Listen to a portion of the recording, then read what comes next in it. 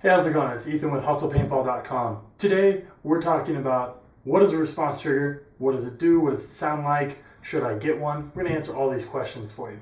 What I've got here today is a Tippmann A5 with the response trigger factory installed. Now, the way you can tell immediately is there's a little pin behind the trigger, and on the back, if you're familiar with the gun, you'll notice that there's an extra line. Other than that, there's not much visibly different. So, why don't we zoom in real quick. I'm going to show you what those look like up close. We're going to show you how the gun sounds with the response trigger installed.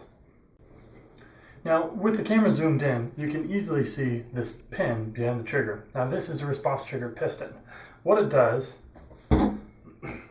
is every time the gun is fired, a little bit of extra air goes through this plumbing into the trigger frame, and actually that piston kicks the trigger forward.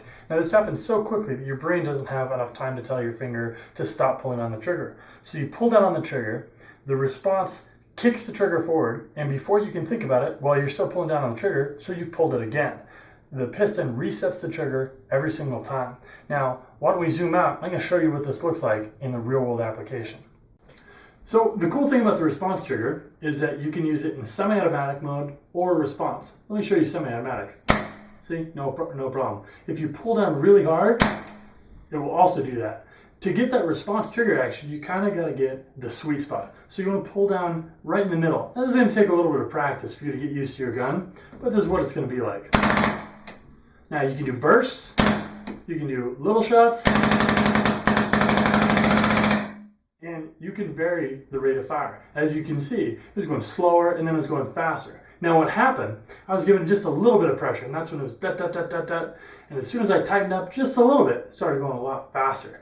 This is cool if you're posted out on someone and all of a sudden someone makes a break for it. Just squeeze up on that trigger a little bit and all hell breaks loose. This is a ton of fun. These aren't that expensive and they don't require batteries. So now we're going to show you a high-speed shot of what this looks like so you can get a better understanding of how the piston works.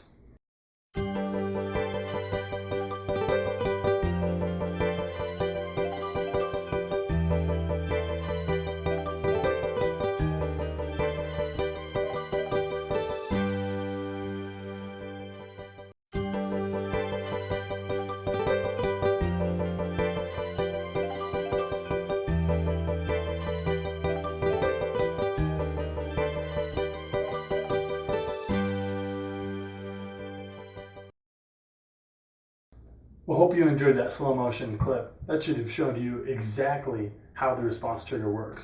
So I want to answer a couple questions that we've been hearing. Number one is, how much is it? Number two is, should I get one? And number three is, what's the difference or what's better, the response trigger or the e-grip? Well, right now, they're about 50 bucks when you get them factory installed with your gun. If you get it aftermarket, it's about 70. Now, Tippmann's the only company that's making these for their guns currently, and it's a patented technology. So I'd be surprised if another company came out with it very soon. Number two, should I get one? Well, that's up to you. Should I upgrade to the response trigger or the e-grip? Well, you know, the e-grip certainly has a lighter trigger pull and has all sorts of fancy firing modes, but it's a little bit more expensive. The response trigger, while it doesn't have a light trigger pull, does have that full auto and burst mode kind of built in, so that's pretty nice. The decision of which one you should get is between you and your wallet, quite honestly. So the only way these response triggers can go down, I mean, they're really robust. They don't require batteries, so the only way they can go down is if your tank runs out. Now, you can use CO2 or compressed air, no big deal. The only thing is, as always, with CO2 firing at high rates of fire, you're going to want to be careful. You're going to start to see snow and fog come out the end of your barrel. It's going to be a lot harder on the seals. Whenever possible, we recommend using compressed air. And it's so cheap nowadays, no one's really got an excuse. So I pretty much think that we've covered everything. If you have other questions or if you have ideas for another video, just email us at videos@hustlepaintball.com. And don't forget, you can get all this gear and anything else you need at hustlepaintball.com. Thanks again.